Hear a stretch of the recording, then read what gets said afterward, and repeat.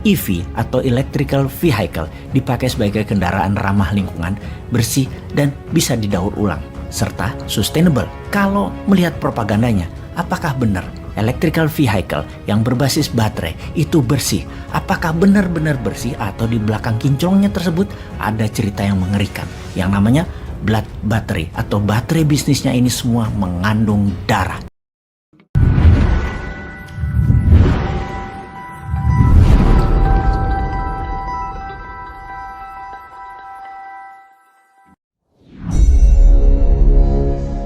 Kita membicarakan baterai, maka kita pasti juga membicarakan tentang perubahan cuaca atau climate change. Efek fosil oil yang dibakar, juga batu bara adalah salah satu penyumbang panas bumi yang mengakibatkan terjadinya perubahan cuaca yang memburuk kualitas udaranya serta suhu meningkat naik di mana-mana hingga mengakibatkan menurunnya juga antibodi manusia selain masalah kekurangan pangan. Green energy menjadi solusinya dan semua manusia berlomba-lomba untuk jadi yang terdepan, di mana kita mengubah penggunaan batu bara dengan energi berbasis air atau hydropower, merubah fosil oil dengan tenaga matahari, mobil bertenaga bensin dan solar diesel menjadi kendaraan bertenaga baterai. EV atau Electrical Vehicle dipakai sebagai kendaraan ramah lingkungan, bersih, dan bisa didaur ulang, serta sustainable. Kalau melihat propagandanya, apakah benar Electrical Vehicle yang berbasis baterai itu bersih? Apakah benar-benar bersih atau di belakang kinclongnya tersebut ada cerita yang mengerikan yang namanya blood battery atau baterai bisnisnya ini semua mengandung darah? Industri kendaraan bermotor ini yang berbasis baterai ternyata melanggar HAM, membawa kemiskinan dan memperbudak anak-anak. Sahabat semua, video narasi kali ini didukung oleh Dinaran, aplikasi penyimpan emas, aplikasi transaksi emas. Dinaran menerima emas yang Anda simpan di rumah atau dibeli dari manapun untuk disimpan di Dinaran. Dengan menyimpan di Dinaran, Anda diberikan ATM yang rupiah Anda bisa diambil di semua ATM GPN. Dan kartu debit tersebut juga bisa dipakai untuk belanja di mesin edisi dimanapun. Ayo, mari kita download aplikasinya. Sekarang kita kembali ke topik kita bahwa kendaraan listrik dikendalikan oleh baterai, di mana Anda sudah mengenal tentunya. Yang jadi pertanyaan, tahukah Anda bagaimana baterai ini dibuat dan dibuat dari apa? Salah satunya dari metal yang sangat jarang tersedia, yaitu lithium atau Li dan kobalt atau Co. Kobalt memberikan kestabilan di baterai tersebut.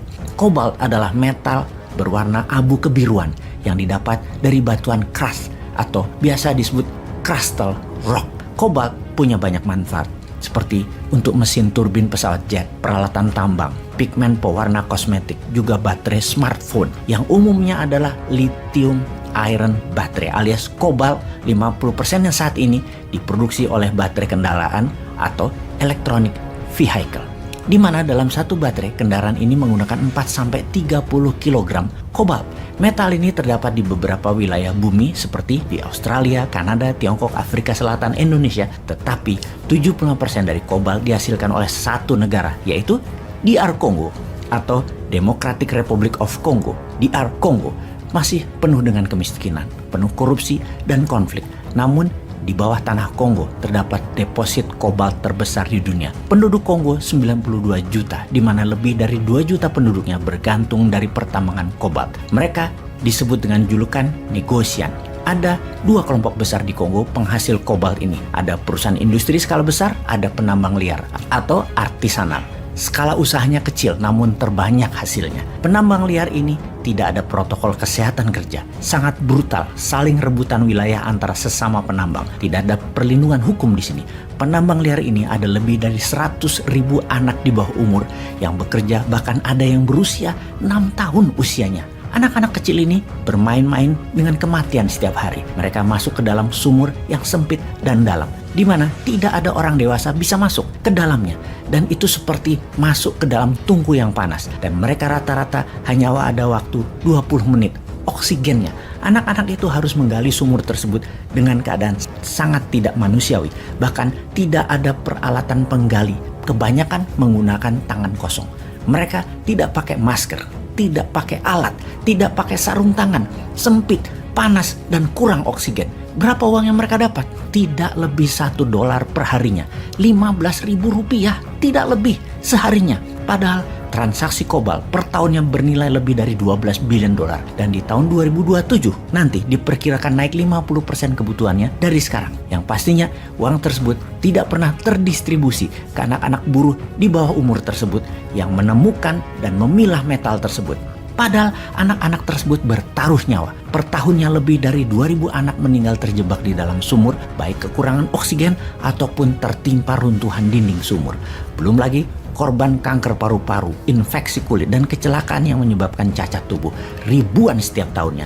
Dan di tahun 2021 kemarin, sebuah desa di Kongo mengajukan tuntutan hukum menuntut Apple Incorporated juga Tesla bertanggung jawab atas kejadian yang menimpa warganya. Namun tuntutan ini tidak pernah membuahkan hasil apapun. Tuntutan ini dikenal dengan nama John Doe Team 1. Kalau ditanya, mengapa anak-anak ini bekerja di tambang kobalt? Karena mereka ingin keluar dari kemiskinan. Bagi warga Kongo, kobalt adalah pertaruhan yang bisa membuat mereka kaya. Seperti bertaruh koin kripto bagi anak kota. Kobalt kebutuhannya naik 3 kali lipat dalam 10 tahun terakhir, di mana diperkirakan akan naik 3 kali lipat lagi dalam 10 tahun ke depan, dan 90% kebutuhan tersebut didorong karena meningkatnya kendaraan bermotor, kendaraan listrik. Di tahun 2022 ini ada 6,5 juta kendaraan mobil listrik, dan diperkirakan di tahun 2040 ada 65 juta kendaraan, naik 10 kali lipat dalam 2 dekade ke depan. Dalam waktu tersebut, kobalt dibutuhkan naik 585% dari ketersediaannya saat ini. Banyak keluarga di Kongo, para preman warlord dan pejabat korup di Kongo untuk keluar dari kemiskinan. Sungguh mengirimkan anak kecil mereka ke tambang bukanlah kebutuhan lagi, tapi keharusan. Anak-anak itu bekerja di tambang liar yang tidak ada perlindungan apapun, namun banyak perusahaan besar yang menampung hasil yang mereka buat dengan harga murah. Bagi pengusaha tadi, lebih murah membeli dari penambang liar daripada hasil dari penambang besar. Ada lagi yang luar biasa. Pembelinya tadi 90% adalah Tiongkok. Perusahaan tambang di Kongo 78% adalah perusahaan Tiongkok yang menguasai 15 dari 19 tambang di Kongo tersebut, yang mengambil 90% hasil tambang liar dan tambang besar. Saat ini Tiongkok mengendalikan 80% kobalt refining dunia. Tiongkok dalam barter kobalt memang menjanjikan membangun Kongo dengan infrastruktur jalanan, sekolahan, namun hanya sepotong-sepotong, dan Kongo dapat dipastikan menjadi salah satu negara yang dimainkan oleh Tiongkok yang tidak pernah menunjukkan hasilnya bahwa negara tersebut, Kongo, menjadi negara yang lebih baik dari kemarin. Tiongkok bisa dikatakan penyumbang terbesar bisnis baterai yang berdarah tersebut.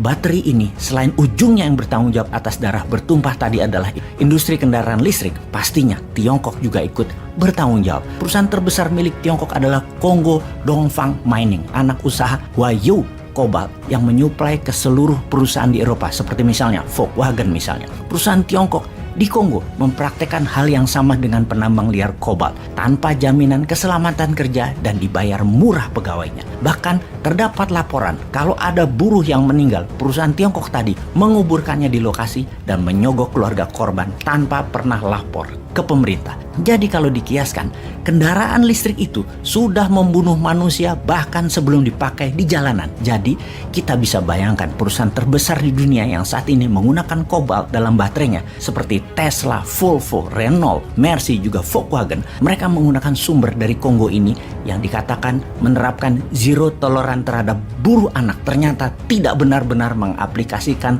toleransinya tersebut ke buruh anak di tambang kobalt di Kongo. Saat ini Tesla di mana kedepannya berjanji akan menggunakan baterai berbasis LFP, lithium iron phosphate, yang zero kobalt seperti di Tesla Model 3 tipe standar range. Namun Tesla masih tetap membeli kobalt dari Glencore, perusahaan trader metal Switzerland yang merupakan pembeli terbesar dari tambang Tiongkok di Kongo. Tesla beli 6.000 ton kobalt per tahunnya. Jadi kita mulai paham yang katanya baterai ini green energy, ternyata dirty energy, sangat kotor permainannya. Katanya mau membuat climate change lebih baik, tetapi mengapa mengorbankan ribuan anak manusia?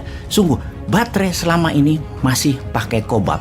Dunia masih lama tujuannya untuk membuat dunia lebih bersih. Jadi semoga paham bahwa kobalt itu sesungguhnya sangat jahat dan kedepannya pasti berada di ujung tanduk. Begitu juga nikelnya Indonesia kalau dibuat baterai di ujung tanduk.